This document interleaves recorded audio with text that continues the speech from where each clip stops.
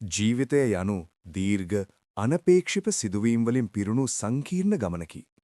මෙම ගමන සාර්ථකව සහ සතුටින් නිම කිරීමට නම් අපට විවිධ සම්පත් සහ කුසලතා අවශ්‍ය වේ. ඒ අතරින් වඩාත්ම තීරණාත්මක සාධක දෙකක් ලෙස මූල්‍ය ශක්තිය සහ මනෝවිද්‍යාව නැටහොත් මානසික යහපැවැත්ම හා චින්තන රටාව ලෙස හැඳින්විය හැකියි. බොහෝ දෙනා සිතන්නේ මුදල් යනු හුදෙක් ගණිතමය හෝ ආර්ථික කාරණයක් පමණක් බවයි.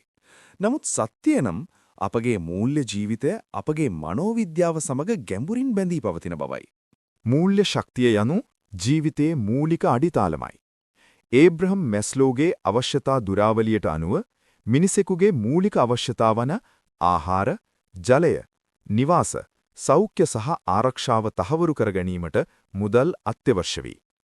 ස්ථාවර ආර්ථිකයක් නොමැති විට පුද්ගලයෙකුගේ මූලික අවධානය යොමු වන්නේ එදිනෙදා පැවැත්ම වෙත මිස ජීවිතයේ උසස් අරමුණු හෝ සතුට වෙත නොවේ. මූල්‍ය ශක්තිය යනු හුදෙක් සුඛෝපභෝගී ජීවිතයක් ගත කිරීම පමණක් නොවේ. එය ජීවිතයේ හදිසි අවස්ථාවලදී උදාහරණ වශයෙන් රෝගාබාධ, රැකියා අහිමිවීම්වලදී පවා අපට ආරක්ෂිත දැලක් සපයයි. හෙට දවස ගැන බියක් නැත යන හැඟීම අපගේ මානසික ආතතිය විශාල ලෙස අඩු කරයි. මුදල් අපට තේරීම් කිරීමට නිදහස ලබා දෙයි. අපට අවශ්‍ය අධ්‍යාපනය ලැබීමට, කැමැති රැකියාවක් තෝරා ගැනීමට සහ පවුල සමග ගුණාත්මක කාලයක් ගත කිරීමට ඒ අවස්ථාව සලසයි.